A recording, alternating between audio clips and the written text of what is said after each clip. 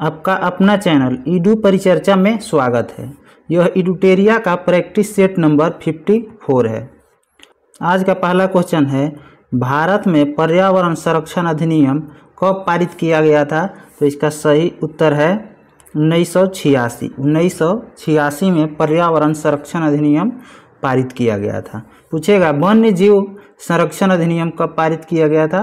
तो 1972 में। पूछेगा वन संरक्षण अधिनियम कब आया था? तो 1980 में। वन्य जीव 72 में, वन संरक्षण 80 में और पर्यावरण संरक्षण 1986 में आया था। पूछेगा जल प्रदूषण रोकथाम अधिनियम कब आया था? जल प्रदूषण तो 1974 में। और वायु प्रदूषण रोकथाम अधिनियम कब आया था? तो 1981 में। 1981 में। भारत रामसर में कब शामिल हुआ था? तो 1982 में। 1982 में। अगला क्वेश्चन है, निम्नलिखित में कौन एक कृत्रिम परितंत्र है? तो इसका सही उत्तर हो जाएगा बगीचा। कृत्रिम जो मानव द्वारा बनाया गया हो उसको कृत्रिम बोला जाता है। निम्नलिखित में सर्वाधिक ग्रीन हाउस इफेक्ट करती है कौन? तो जल वाष्प। ये सभी भी ओजोन, CO2, मीथेन, ये सभी ग्रीन हाउस गैस है, लेकिन सबसे ज़्यादा प्रभावित करता है जल वाष्प। राष्ट्रीय हरित न्यायाधिकरण का गठन कब हुआ था? तो 2010 में। 2010 में। अगला क्वेश्चन है, भारत के मुख्य भूमि का दक्षिणतम बिंदु कौन सा है? दक्षिणतम बिंदु कन्याकुमारी है और उत्तरी बिंदु इंदिरा कौल जो जम्मू कश्मीर में पड़ता है, इंदिरा कौल। पूर्वी बिंदु किबुथु जो अरुणाचल प्रदेश में पड़ता है, किबुथु अरुणाचल प्रदेश में। और पश्चिमी बिंदु गोहर मोती यह गुजरात में पड़ता है, गोहर मोती। भारत में किस प्रकार का वन सर्वाधिक भाग में पाया जाता है? तो इसका सही उत्तर हो जाएगा उष्णकटिबंधीय पर्णपाती वन। उष्णकटिबंधीय पर्णपाती वन। अगला क्वेश्चन है, निम्नलिखित में कौन सही है? तो केवल एक सही है। हिमालय के पश्चिमी भाग की अपेक्षा पूर्वी भाग में अधिक विविधता पाई जाती है, यह सही है। हिमालय के पश्चिमी भाग की अपेक्षा पूर्वी भाग की चौड़ाई अधिक है, यह गलत है। पूर्वी भाग की चौड़ाई कम है और पश्चिमी भाग की चौड़ाई अधिक है। पूछेगा हिमालय का पूर्वी बिंदु कौन सा है? तो नमचा बरवा पर्वत। पूछेगा हिमालय का पश्चिमी बिंदु कौन है? तो नांगा पर्वत। माउंट एवरेस्ट की ऊंचाई कितनी है? तो 8848 मीटर। 8848 मीटर। अगला क्वेश्चन है, अरब सागर में गिरने वाली भारत की सबसे बड़ी प्रायद्वीपीय नदी कौन सी है? तो नर्मदा नदी है, नर्मदा का उद्गम स्थल अमरकंटक पहाड़ी MP से होता है। और गोदावरी का उद्गम स्थल कौन सा है? तो महाराष्ट्र के नासिक जिला के त्र्यंबकेश्वर गांव से। अगला क्वेश्चन है, चाय की खेती के लिए निम्न में कौन सी मिट्टी उपयुक्त होती है? तो अम्लीय मिट्टी उपयुक्त होती है, अम्लीय। चाय की सर्वाधिक उत्पादन चीन में होता है, चीन में। आगे क्वेश्चन है, मानसून निवर्तन होता है उत्तर पश्चिम भारत से बंगाल की खाड़ी। पूछेगा कि भारत में मानसून की शुरुआत कब से होता है? तो 1 जून केरल से होता है तथा 15 जून पूरे देश में होता है। भारत में सर्वाधिक वर्षा किस मानसून से होता है? तो दक्षिण पश्चिम मानसून से सर्वाधिक वर्षा 23% होता है। वेनेजुएला की राजधानी कहाँ है? तो कराकस है, वेनेजुएला की राजधानी कराकस। और ओमान की राजधानी मस्कट है। सर्बिया की राजधानी बेलग्रेड है तथा मिस्र की राजधानी काहिरा है। अगला क्वेश्चन है, निम्नलिखित में कौन सुमेलित नहीं है? तो अमेरिका बागियो जो है फिलीपींस का है। अमेरिका का कौन सा है? तो हरिकेन और टर्नेडो अमेरिका। भारत में चक्रवात बोला जाता है तथा ऑस्ट्रेलिया में विली विली बोला जाता है। चीन में टाइफून बोला जाता है चक्रवात को।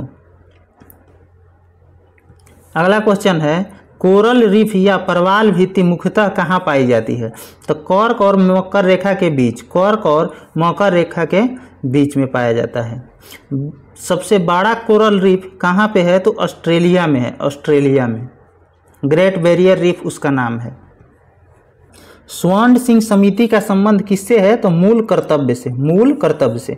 42वां संविधान संशोधन 1976 के द्वारा 10 मूल कर्तव्य को जोड़ा गया था। उसके बाद 2002 में 86वां संविधान संशोधन द्वारा 11वां मूल कर्तव्य को जोड़ा गया था। मूल कर्तव्य किस देश से लिया गया है? तो रूस के संविधान से लिया गया है। अगला क्वेश्चन है, न्यायोचित एवं मानवीय कार्य दशाओं तथा मातृत्व सहायता के लिए उपबंध संविधान के किस अनुच्छेद में किया गया है? तो इसका सही उत्तर हो जाएगा अनुच्छेद 42। अनुच्छेद 42 पूछेगा समान न्याय एवं निःशुल्क विधिक सहायता किस अनुच्छेद में है? तो 39 के ए में, 39 के ए में। भारत के नियंत्रक एवं महालेखा परीक्षक के संबंध में निम्न कथनों पर विचार कीजिए। उपयुक्त में से कौन सा कथन गलत है? गलत कथन को चुनना है। तो सभी कथन गलत है। इसके कार्यकाल 6 वर्ष या 62 वर्ष आयु तक होता है, यह गलत है। 65 वर्ष होता है, 65 वर्ष। यह राष्ट्रपति के प्रसाद पर्यंत अपने पद पर बना रहता है, यह भी गलत है। इसके वेतन एवं अन्य शर्तें राष्ट्रपति द्वारा निर्धारित होती है, यह भी गलत है। यह संसद द्वारा निर्धारित होते हैं। नियंत्रक एवं महालेखा परीक्षक के बारे में किस अनुच्छेद में कहा गया है? तो 148 में, 148 में।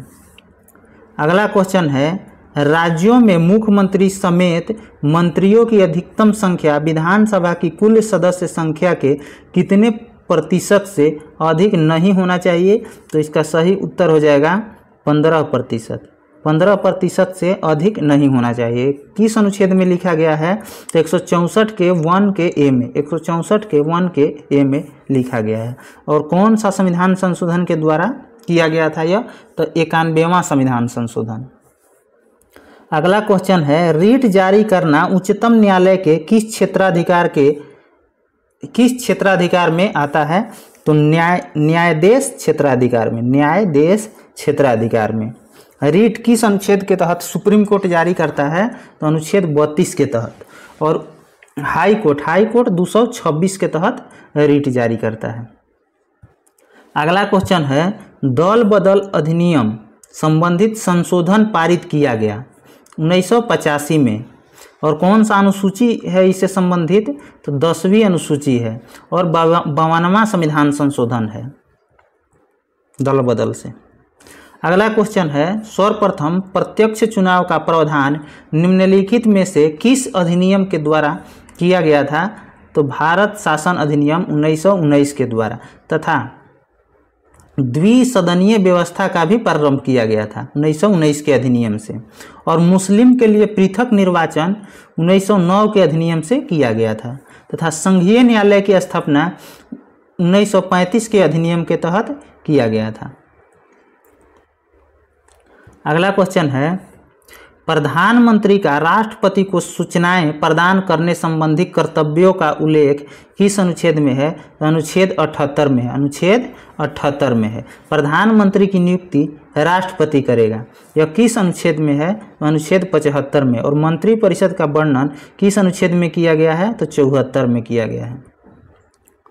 अगला क्वेश्चन है, निम्नलिखित में कौन सा देश प्रातःकाल शांति की भूमि के नाम से जाना जाता है? तो दक्षिण कोरिया, दक्षिण कोरिया। उगते सूर्य का देश जापान को कहा जाता है। अगला क्वेश्चन है, विश्व जल संरक्षण दिवस मनाया जाता है कब? तो 22 मार्च को, 22 मार्च को। विश्व जल संरक्षण दिवस कब मनाया जाता है? तो 22 मार्च को। जैव विविधता दिवस कब मनाया जाता है? तो 22 मई को मनाया जाता है। विश्व जैव विविधता दिवस 22 मई को मनाया जाता है। पृथ्वी दिवस 22 अप्रैल को मनाया जाता है, पृथ्वी दिवस 22 अप्रैल को। अगला क्वेश्चन है, स्वदेशी और बहिष्कार आंदोलन का अनुमोदन कांग्रेस के किस अधिवेशन में हुआ था? तो बनारस 1905 में। इसकी अध्यक्षता गोपाल कृष्ण गोखले कर रहे थे। तथा सूरत अधिवेशन जो कांग्रेस में फूट पड़ा था कब हुआ था? तो 1907 में हुआ था। इसकी अध्यक्षता रास बिहारी घोष कर रहे थे।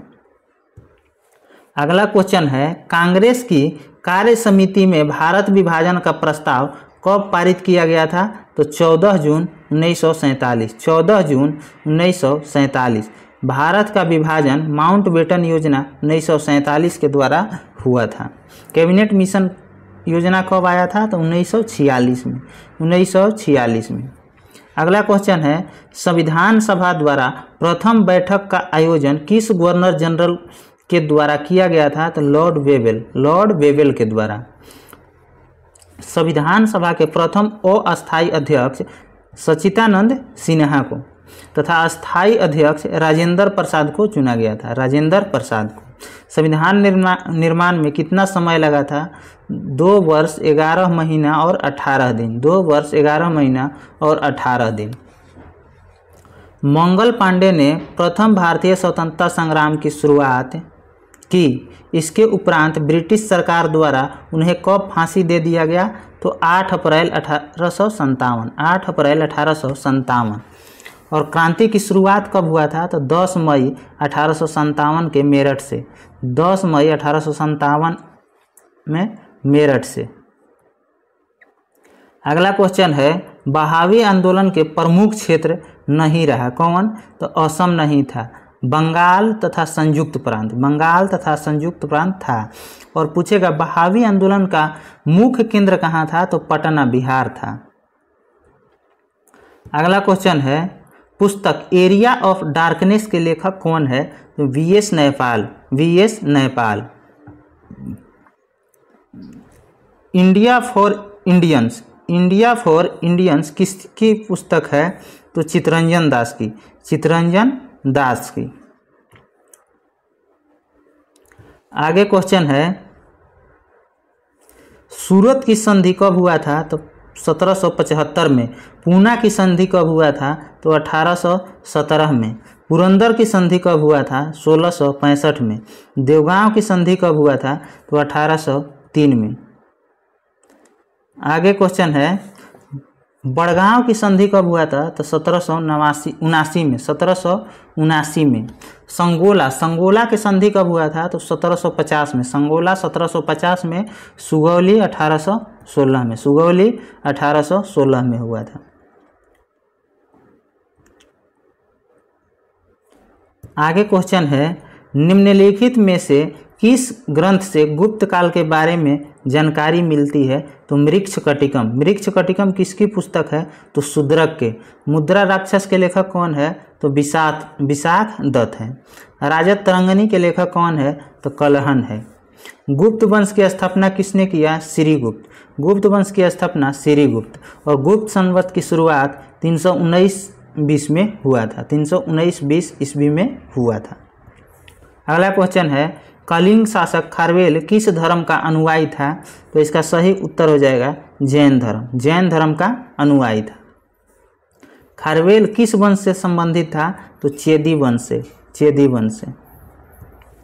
भीतरी स्तंभ अभिलेख किस शासक से संबंधित है? तो स्कंदगुप्त से। स्कंदगुप्त से। हाथी गुफा अभिलेख किससे संबंधित है? तो खारवेल से। खारवेल से। अगला क्वेश्चन है, दक्षिण भारत में स्थित कैलाशनाथ मंदिर किस शासकों द्वारा निर्मित किया गया? तो पल्लव शासक नरसिंहवर्मन द्वितीय के द्वारा। कांची के कैलाश मंदिर जिसको कहा जाता है। एलोरा के कैलाश मंदिर कृष्ण प्रथम के द्वारा राष्ट्रकूट वंश के द्वारा किया गया था। आगे क्वेश्चन है, सिकंदर की मृत्यु के बाद भारत ने अपनी गर्दन से दस्ता का जुआ उतार फेंका तथा साथ ही अपने गवर्नरों की हत्या कर दी। इस मुक्ति युद्ध का नायक सेंड्रोकोटस था। चंद्रगुप्त के विषय में यह किसने कहा था? तो एरियन ने कहा था। एरियन ने। सिकंदर ने भारत पर कब आक्रमण किया था? तो 326 ईसा पूर्व में। 326 ईसा पूर्व में। अगला क्वेश्चन है, ध्वनि का प्रभाव मानव के मस्तिष्क में संवेदन कितने समय तक रहता है? तो 1/10 सेकेंड, 1/10 सेकेंड। ध्वनि की तीव्रता किससे मापा जाता है? तो डेसिबल से, डेसिबल में। नेत्र में प्रवेश करने वाले प्रकाश की मात्रा का नियंत्रण निम्न में किस अंग के द्वारा किया जाता है? तो आइरिस के द्वारा, आइरिस के द्वारा। और प्रतिबिंब हमारे आँख में कहाँ बनता है? तो रेटिना पर, रेटिना पर प्रतिबिंब बनता है।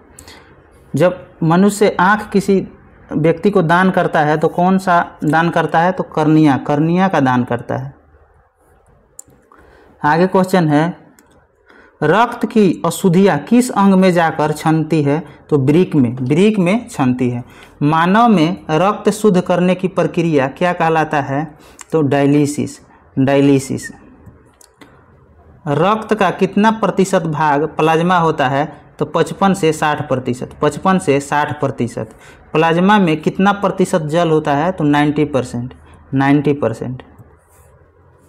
एक पौधे पर पुष्पन होने के लिए उत्तरदायी हार्मोन कौन सा है? तो फ्लोरोजिन, फ्लोरोजिन। आगे क्वेश्चन है, इंद्रधनुष किसके कारण बनता है? तो परावर्तन और अपवर्तन, परावर्तन और अपवर्तन के कारण।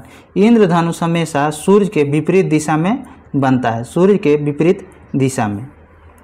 एक ही पदार्थ के अणुओं के बीच कार्यकारी आकर्षण बल को क्या कहा जाता है? तो ससंजक बल, ससंजक बल।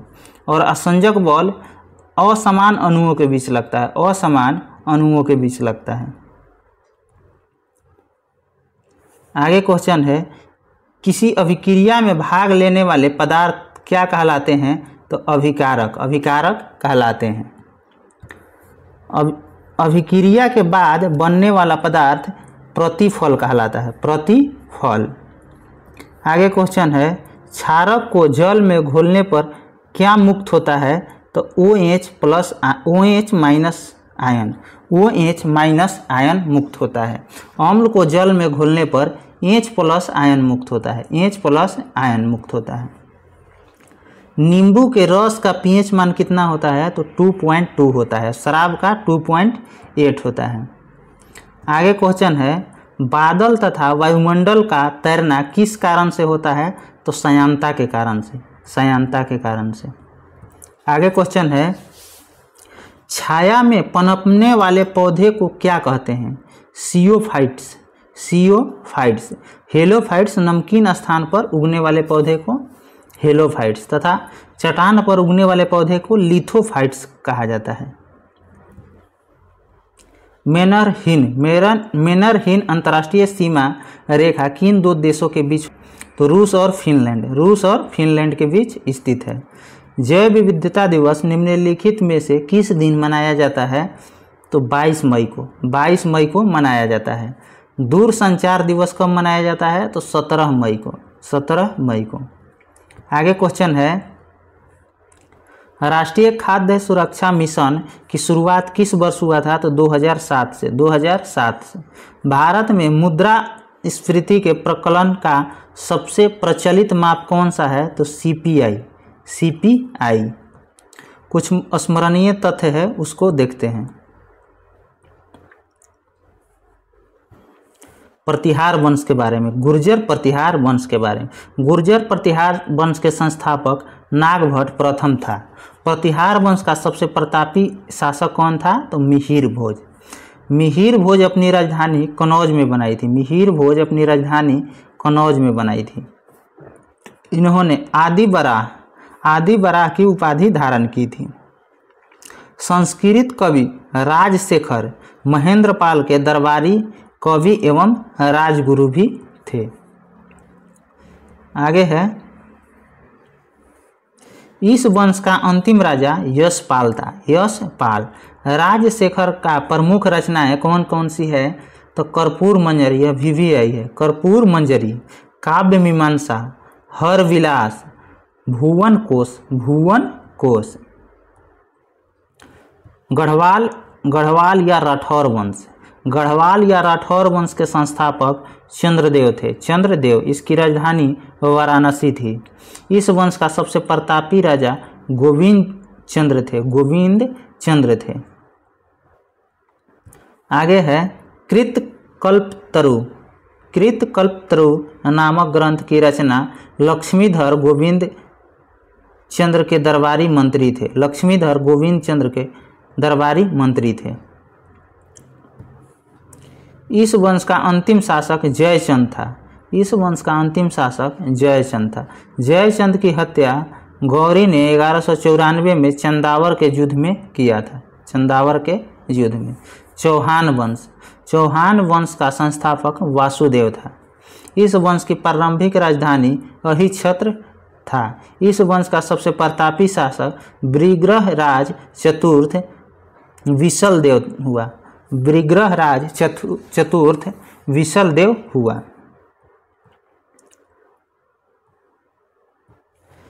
इन्होंने हरिकेली नामक संस्कृत नाटक की रचना की। वृग्रहराज चतुर्थ के राजकवि सोमदेव थे। सोमदेव। इन्होंने ललित वृग्रहराज नामक नाटक लिखा था। वृग्रहराज चतुर्थ द्वारा निर्मित 2.5 दिन का झोपड़ा नामक मस्जिद एक विद्यालय था। इस वंश का अंतिम शासक पृथ्वीराज तृतीय था। पृथ्वीराज रासो की रचना चंद्रबरदाई पृथ्वीराज तृतीय का राजकवि था। पृथ्वीराज तृतीय चौहान को राय पिथौरा भी कहा जाता था। पृथ्वीराज तृतीय को राय पिथौरा भी कहा जाता था। इन्हीं को पृथ्वीराज चौहान भी कहा जाता था। पृथ्वीराज तृतीय जो है पृथ्वीराज चौहान के नाम से प्रचलित है। पृथ्वीराज विजय की रचना जैनक ने किया था। परमार वंश। परमार वंश के संस्थापक उपेंद्र राज था। इसकी राजधानी धारा नगरी थी। परमार वंश की राजधानी धारा नगरी। इस वंश का सबसे प्रतापी राजा भोज था। राजा भोज। कविराज की उपाधि विभूषित शासक कौन था? तो राजा भोज। राजा भोज ने चिकित्सक, गणित, व्याकरण और अनेक ग्रंथों की रचना की। राजा भोज ने चिकित्सा, गणित, व्याकरण पर अनेक ग्रंथों की रचना की। अगर आपको कोई क्वेश्चन के आंसर पे डाउट है तो यहाँ से आप आंसर मैच करके देख सकते हैं। अगर आपको इसका PDF चाहिए तो हमारे टेलीग्राम चैनल ईडू परिचर्चा पर उपलब्ध रहता है। उसका लिंक हमारे वीडियो के कमेंट बॉक्स में डाल दिया जाएगा। वहाँ से आप जाकर ज्वाइन करके PDF डाउनलोड आसानी से कर सकते हैं। धन्यवाद।